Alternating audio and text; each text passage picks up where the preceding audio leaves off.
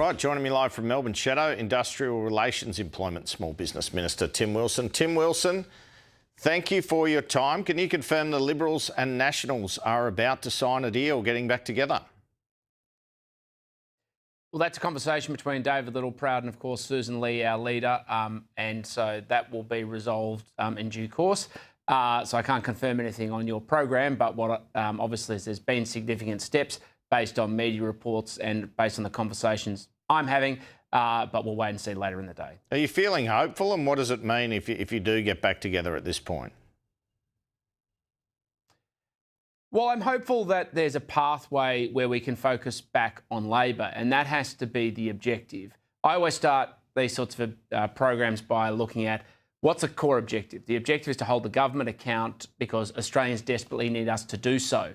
And so if we're focused on that, we're working towards that as a common team to make sure that we're advancing the best interests of Australians. That's what it actually means, because that's what Australia needs and that's what Australians want us to do, focus on holding the government account, advancing good policy to be able to lead the country.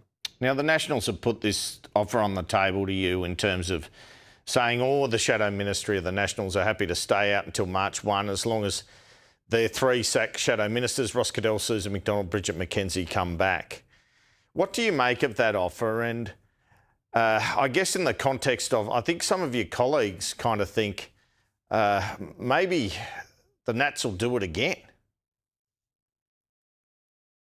Well, I think the expectation is that the National Party will come back together because we're going to focus our objective on accepting a proposition of solidarity and shadow cabinet solidarity, and that will be the pathway moving forward. I don't think anybody wants to see this repeated on the National Party side or the Liberal Party side, because the only people who are winning out of this conversation right now is the Labor Party. We want to make sure that Labor's held to account, that there's proper accountability and scrutiny. Labor are going to try and find every single way. They want to wedge us politically. Our focus has to be on how we're driving that agenda forward. And the key way to do that is leadership, a clear policy program we're fighting for that can unite people around. Speaking of leadership, do you expect a move on Sussan Ley later this week? I don't, but I'm mindful, obviously, there's constant speculation throughout the week, and there has been last week, and people expected something last week and then it didn't happen. I think what I'm expecting this week is a clarity from the team that we are going to focus clearly on how to hold Labor to account. We know, as an example, last week that the RBA governor confirmed that the government's expansionary fiscal plan, spending more, was pushing up inflation. We know that Australians are doing it tough right now, and that's what Australians want to see us focused on. Do you think Angus Taylor would be any improvement on Sussan Ley? Well, I need to start by saying Sussan's the leader. I'm supporting Sussan, and that should be our focus. I'm not going to speculate on different colleagues and all of these different games that are going on. The key thing is to make sure that we're united behind the leader, behind a policy program that will then advance the interests of Australians. That's what they want us to do, and that's what they want us to be talking about. Do you have ambitions down the track to be leader or shadow treasurer yourself? My objective, Andrew, is to represent the people of Goldstein. I have always said that my objective is to build out a policy program that advances the interests of Australians. That is not a subtle point. I don't care what job I have. It's about how we seek to do that and how we seek to execute it. I want to make sure that the hundreds of thousands, the millions of small businesses across this country thrive. I can do it from this portfolio. I can do it from the backbench. So whichever job the party room wants me to fulfil, I will fulfil. How worried are you about the prospect of what's been put in some polls as a 17% vote for the Liberals becoming baked in? Well, obviously we pay attention to polls just to see where sentiment lies, but there's no point pretending otherwise. People want us to do better. People want to make sure that we're standing up for their best interests and the best interests of Australians, and I don't disagree with them. I want to see profound policy that is actually going to drive, and campaigns backed up by that policy, that is going to drive the best interests of Australians, because people are not happy with the current government. They are deeply concerned about their declining standard of living. They're deeply concerned about the impact of inflation, interest rates, and the impact it's having on them. And they're deeply concerned about important issues like security. And so we need to make sure that we are the answer to those problems. Obviously, there's a bit of, let's say, middle finger voting going on at the moment in terms of polls to the political class. They want us to step up and do better, and I agree that we need to step up and do better. Now, this visit of Israel's President Isaac Herzog, what do you think will occur while he is here? What do you think of the government's attitude to the visit? Well, the government is basically behaving like cowards on this visit. They're trying to run and avoid recognising and respecting the head of a foreign government or foreign state, and they're hiding because of, frankly, the anti-Semitism that exists on the progressive left of politics. There is a simple reality. The President, Herzog, is coming to Australia to give comfort to the Jewish community in Australia, particularly after the horrific Bondi terrorist attacks. The government should be welcoming him, respecting him, and supporting him in every way in his role. We need to bring this country, Australia, together. We need to make sure that we're supporting Australians who desperately need that comfort at this time, and they should be stepping up to the plate. How are they hiding him? Because Richard Marles just indicated Anthony Albanese and Penny Wong and himself will meet Isaac Herzog. So where's the hiding going on? Well, I mean, I would have thought it was appropriate for him to do things like address Parliament if in these circumstances, personally.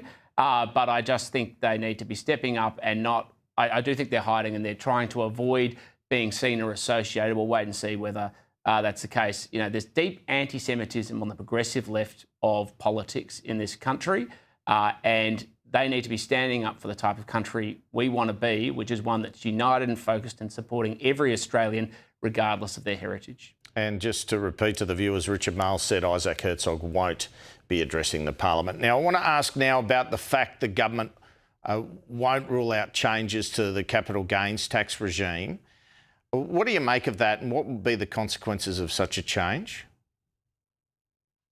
To me, it's very clear that Labor is looking at pathways to raise revenue. I mean, they're spending far faster than the tax base is providing, so they're trying to find new ways to increase taxes. They've clearly flagged capital gains discount as part of that. And of course, we know what the consequence will be. There'll be less investment in Australia. There'll be people who are concerned about their financial future and those who've invested into building growth pathways and jobs for Australians. This is the problem we're seeing right now with small business. Last year, we had the highest number of small business insolvencies on record. We have had 40,000 small businesses collapse under the Albanese government. And their only solution to that is to treat small businesses like they're an ATM and go for more tax revenue, and that includes the capital gains discount. Well, you're a big fan of first home buyers, a big backer of first home buyers. Do you think such a CGT move would help on that front? Increasing taxes on housing doesn't make them necessarily cheaper. It doesn't make them cheaper. And so the Labor Party's solution is to increase taxes on first homes and housing, which means that the prices will go up. That's the consequence of it. But it will also hit small businesses and increase the chance of insolvencies and decrease the amount of investment, which means jobs and economic opportunity. We have a crisis in private sector employment. 8 in 10 jobs in Australia are currently being provided as a consequence of public expenditure, directly or indirectly. There's a private employment crisis, and the government is only going to compound that. The super tax change was after the next election when they announced it. Presumably they'd have to, if they were going down this path, they'd have to do that again, because they'd certainly cop some severe criticism for not taking this to an election, wouldn't they? Resolutely, yes, but this is the problem we now have with Labor. They go to an election with one policy. They then go through the process of introducing new taxes throughout the parliamentary term, and you just can't trust them on taxes. This is the tax that Australians didn't vote for, and if they introduce it, they will have broken a key pillar of trust with the Australian community. The defence sell-off, what's your view on that? Well, I just think it's frankly lazy. I mean, we have, just near where I am now in Melbourne, Victoria Barracks. Victoria Barracks is literally where the Second World War effort was fought out of, and their solution is to just ignore the heritage there. I think that's how a lot of Australians are seeing it, which is a failure and lack of imagination about how to address the bigger challenges that are in defence. They're trying to distract the conversation, the fact they haven't really invested or have any strategic plan for our defence forces, and their solution is a land sell-off. Not any respect. I accept that defence is not a heritage organisation, but when you've got a building and a barracks that was part of how we won the Second World War, I think it's a little bit more than just saying you're managing it for heritage purposes. It's part of our history and needs to be respected. What do you make of what Treasurer Jim Chalmers is saying concerning the fact government spending isn't responsible for inflation and rate hikes? Well, Jim Chalmers clearly isn't in control or understands his portfolio. The Reserve Bank governor said on Friday, in answer to a question from Liberal MP Simon Kennedy in the House Economics Committee, that fiscal policy, government expenditure, was contributing to increases in inflation and therefore interest rate hikes. We have a private employment crisis at the moment, a private sector employment crisis at the moment, and the government is using public money to hide it. That's why 8 out of 10 jobs are directly or indirectly supported by government expenditure. That is putting upward pressure on inflation, and that is therefore driving interest rates. Clearly, Jim Chalmers doesn't understand the contribution of public spending on inflation and therefore interest rates. He should probably sit down with a textbook. There you go. Tim Wilson, thanks for your time. Thank you.